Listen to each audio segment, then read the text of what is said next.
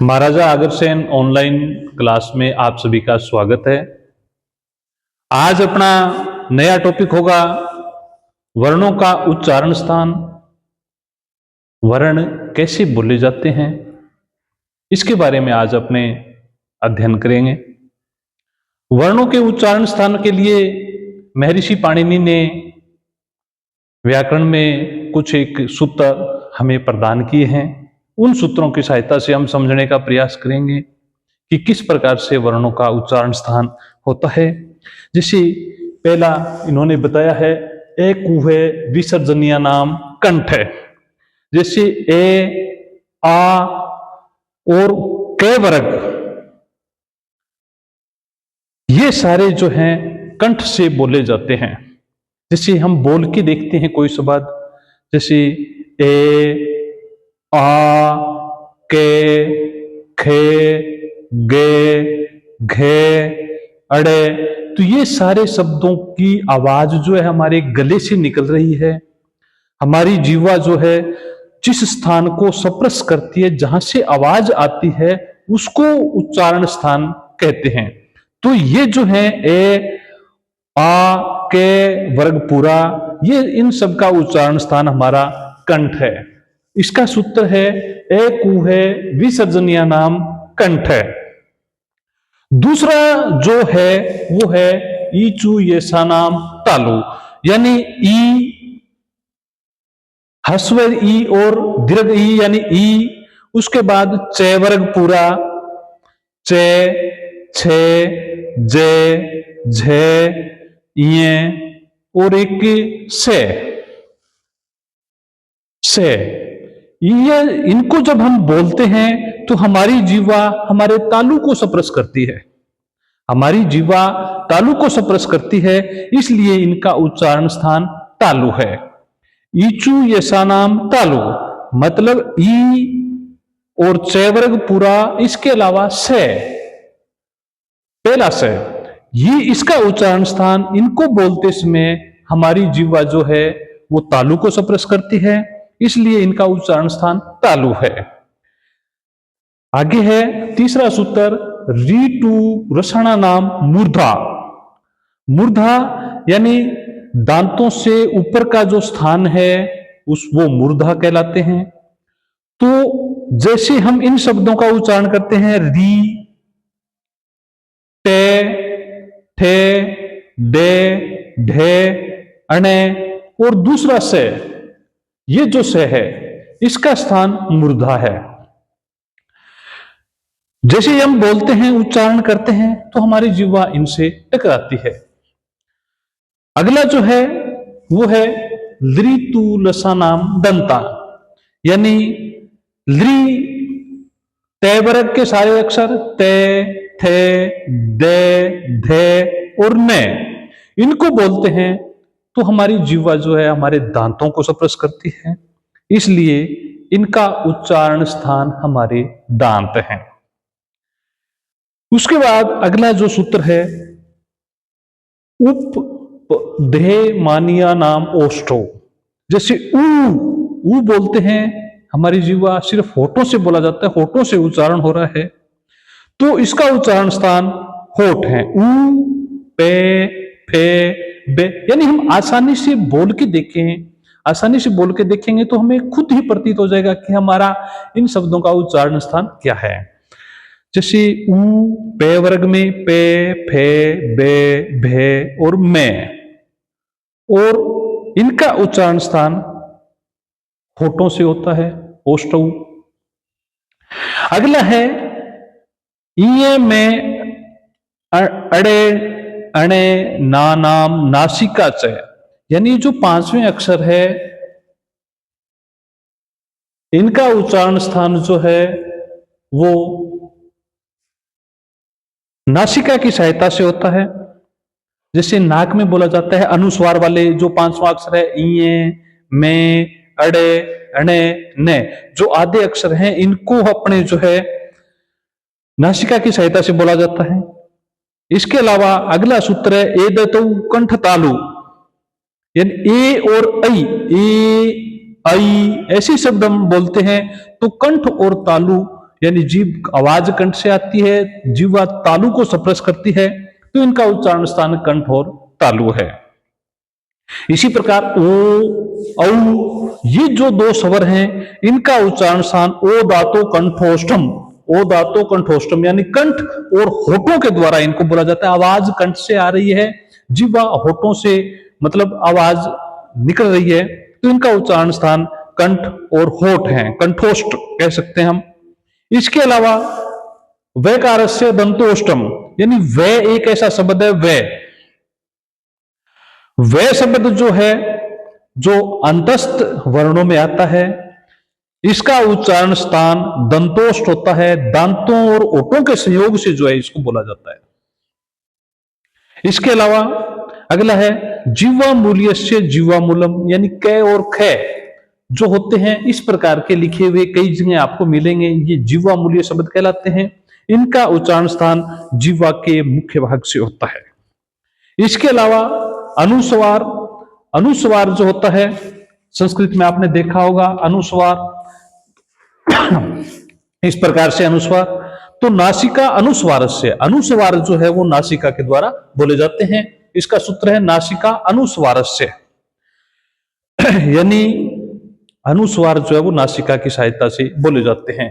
इसके अलावा जो मैंने पहले भी बताया था इए, में, अड़े, ने, ऐसा भी है कि इन शब्दों का भी अनुस्वार में परिवर्तित कर देते हैं, तो ये इनका भी उच्चारण स्थान जो है नासिका ही है। जैसे उच्चारण स्थान के बारे में अपने बात कर रहे थे, अपने कोई भी शब्द को आसानी से उच्चारण करके देखें, हमें उच्चारण स्थान का पता लग जाएगा। जैसे अपने बोल रहे हैं वे, बोल के देखो वे यानी होठों से और दांतों से जो है दंतोष्टम, दांतों और होठों से जो है अपने आप ध्वनि निकल रही है, दंतोष्टम वह शब्द है। ए अपने बोल रहे हैं ए सीधा कंठ से आवाज आ रही है, आ कंठ से आवाज आ रही है। कै वर्ग के जो भी शब्द हैं कंठ से आवाज आ रही है, तो इस प्रकार से ए और कै वर्ग के सारे शब्द जो हैं कंठ के द्वारा। इसके अलावा ई और पूरा चय वर्ग और ये से में 3 से होते हैं जिनको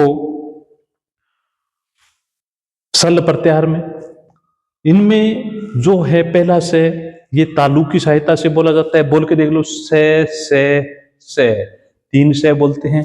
पहला से तालु की सहायता से, दूसरा से मुर्दा की सहायता से और तीसरा से दंतों की सहायता से बोला जाता है। तो इस प्रकार से हमने वर्णों के उच्चारण स्थान के बारे में भी, वर्णों का उच्चारण होता है तो किस प्रकार से वो निकलते हैं। इसके अलावा दूसरा टॉपिक है अपने यतन। किसी शब्द को बोलने के लिए, किसी शब्द को उच्चारित करने के लिए जो यतन किया जाता है, जो प्रयत्न किया जाता है, उसको हम यतन कह सकते हैं। यह यतन 2 प्रकार का होता है। एक तो आभ्यंतर यतन यानी शरीर के अंदर, मुंह के अंदर किस प्रकार से प्रयत्न किया जा रहा है। एक है बाह्य प्रयत्न यानी जैसे उच्चारण कोई शब्द हो रहा है तो उसका किस प्रकार से उच्चारण किया जा रहा है, यानी वर्णों के उच्चारण के लिए कुछ चेष्टाएं करनी पड़ती है, या वर्णों के उच्चारण में जो चेष्टा करनी पड़ती है, जो अपने कोशिश करते हैं, या हमारे मुख की जो चेष्टा होती है उसे हम यतन कहते हैं। मुख से वर्णों के उच्चारण में भीतर से निकलने वाली वायु के साथ जीवा की मुख में स्थिति यानी विभिन्न होती है। जैसे कंठ, तालु आदि उच्चारण स्थानों को सप्रेस करने के लिए की गई चेष्टा विशेष रूप से यतन कहलाती है। और यह यतन 2 प्रकार का होता है, एक होता है अभ्यंतर प्रयत्न और एक होता है बाह्य प्रयत्न। अभ्यंतर प्रयत्न का मतलब है वर्ण, जो वर्ण मुख से बाहर आने से पहले मुख के भीतर ही उसके लिए जो हमारी चेष्टा होती है वह अभ्यंतर प्रयत्न कहलाता है। जैसे अभ्यंतर प्रयत्न भी कई प्रकार के होते हैं।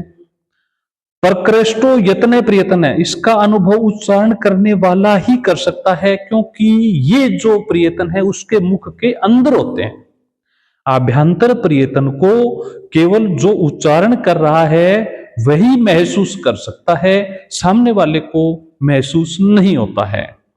आभ्यंतर प्रयतन में मुख से कोई शब्द उच्चारण किए जाते हैं तो मुख के अंदर जो चेष्टाएं होती है, जो प्रयत्न होते हैं, उनको उसका उच्चारण करने वाला व्यक्ति ही अनुभव कर सकता है। लेकिन बाह्य प्रयत्न, चूंकि बाह्य प्रयत्न में जो मतलब किसी भी वर्ण का उच्चारण के समय जब मुख खुलता है, जब किसी भी उच्चारण के समय वर्ण निकलते हैं तो उसे बाह्य प्रयत्न कहते हैं और इसको सुनने वाला भी महसूस कर सकता है। आभ्यंतर प्रयत्न और बाह्य प्रयत्न भी आगे कई प्रकार के होते हैं। आभ्यंतर प्रयत्न में सबसे पहले है सपृष्ठ, उसके बाद है ईषद सपृष्ठ, उसके बाद है ईषद विवर्त, विवर्त और संवर्त। ये 5 प्रकार का होता है। आभ्यंतर प्रयत्न 5 प्रकार का होता है। पहला प्रकार है सप्रस वर्णों का स्थान सपृष्ठ होता है। क से लेकर मैं तक जो भी अक्षर हैं, क से लेकर मैं तक, वो सारे के सारे आभ्यंतर प्रयत्न में यानी सप्रस व्यंजन जो कहते हैं, ये सपृष्ठ वर्णों का उच्चारण स्थान क से लेकर मैं तक सप्रस वर्ण कहलाते हैं। इनको सपृष्ठ प्रयत्न कहते हैं। सपृष्ठ सपृष्ठ प्रयत्न कहते हैं। इसका दूसरा रूप है सपृष्ठ प्रयत्न, क्योंकि क से लेकर मैं तक यदि हम इन वर्णों का उच्चारण करते हैं तो इनमें जो है जीवा क से लेकर मैं तक बोल के देखना, यानी अंदर जो है ये सप्रस करते हैं। इसके बाद में दूसरा है ईषत सपृष्ठ, अंतस्थ वर्णों का स्थान ईषत सपृष्ठ होता है, इसलिए इनको अंतस्थ वर्ण भी कहते हैं। उसम वर्ण जो है जैसे सल प्रत्याहार के से है, इनका उच्चारण स्थान जो है ईषद विवर्त होता है, इसलिए इनको सल प्रत्याहार में ईषद विवर्त भी कहते हैं। विवर्त होता है स्वरों का स्थान विवर्त होता है, जैसे जो भी स्वर हैं ए ई उ री लरी ए आई ओ औ, ये स्वर जो हैं वो विवर्त स्वर कहलाते हैं। इसके अलावा हस्व ए वर्ण केवल केवल ए जो शब्द है वह समर्थ कहलाता है। तो इस प्रकार से आभ्यंतर प्रयत्न के भी 5 वर्ण होते हैं, 5 भाग होते हैं। सप्रस्थ, इसके बाद ईषद सप्रष्ठ,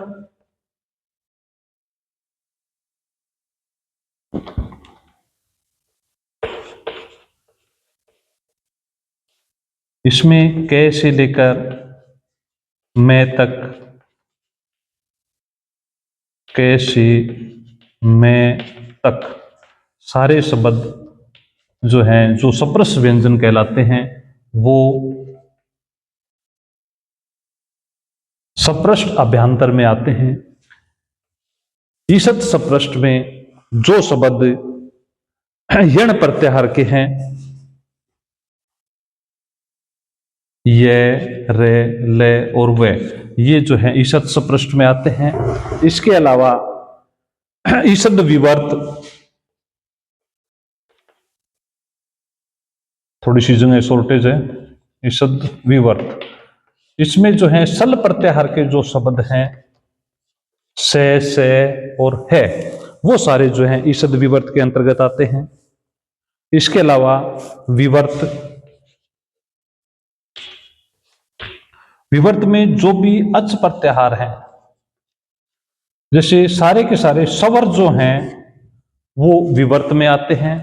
और एक है संवर्त, संवर्त में केवल ए शब्द जो है हस्व ए, यह संवर्त में आते हैं। आभ्यंतर प्रयत्न के 5 पार्ट हैं, सप्रष्ट, ईषद सप्रष्ट, ईषद विवर्त, विवर्त और संवर्त। ये सारे के सारे जो हैं आभ्यंतर प्रयत्न में आते हैं। अब आता है दूसरा इसका बाह्य प्रयत्न। बाह्य प्रयत्न भी कई प्रकार के होते हैं। यानी बाह्य प्रयत्न का मतलब है जैसे हम कोई भी शब्द का उच्चारण करते हैं तो हमारे मुख की जैसी अवस्था होती है, हमारा मुख जैसा होता है, मुख खुलने या मतलब जैसे उच्चारण करते हैं तो सामने वाला भी जो है इसको महसूस करता है बाह्य प्रयत्न में। इसमें सबसे पहले है विवार। विवार का मतलब होता है विवार्यति विकासयति मुखमिति, यानी मुख का खुलना।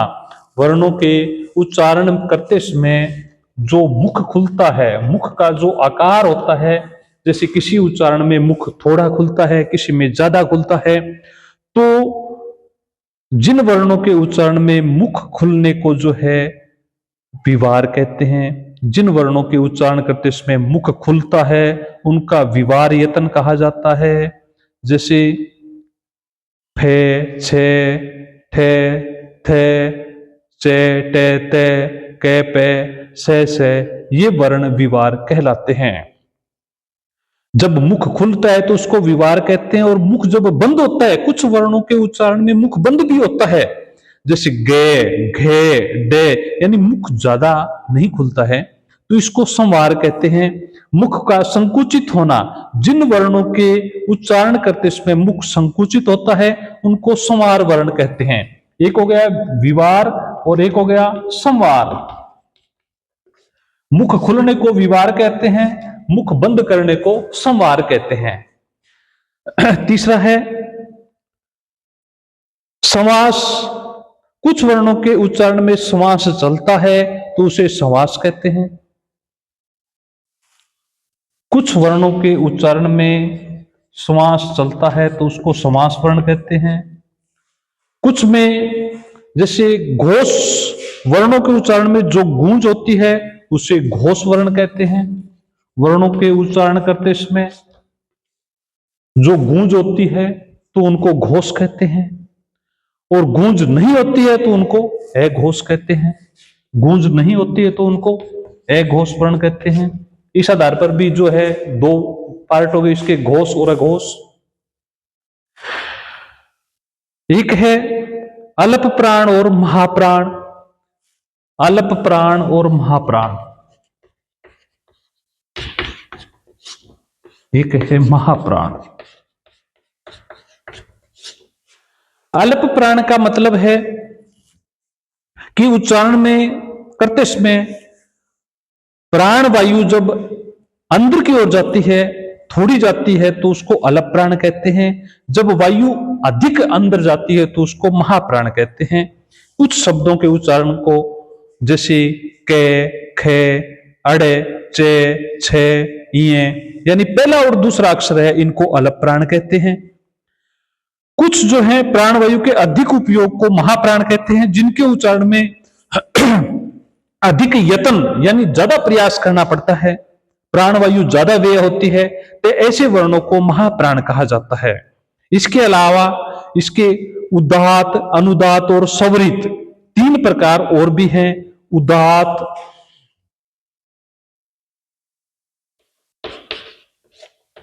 अनुदात और स्वरित। उदात का मतलब है जब स्वर ऊपर के भाग से उत्पन्न होता है, कुछ ऊंचा सा मालूम पड़े तो उसे उदात कहते हैं। जब स्वर नीचे के भाग से उच्चारित हो तो उसे अनुदात कहते हैं। इसके अलावा यदि उदात और अनुदात दोनों धर्म एक ही स्वर में प्रतीत हो तो उसे स्वरित स्वर भी कहा जाता है। तो इस प्रकार से ये वर्णों के उच्चारण स्थान है। यतन दो प्रकार के होते हैं। उच्चारण करते समय मुख द्वारा या व्यक्ति द्वारा जो अलग अलग प्रकार की चेष्टाएं की जाती है उनको यत्न कहते हैं या प्रयत्न कहते हैं। ये दो प्रकार का होता है।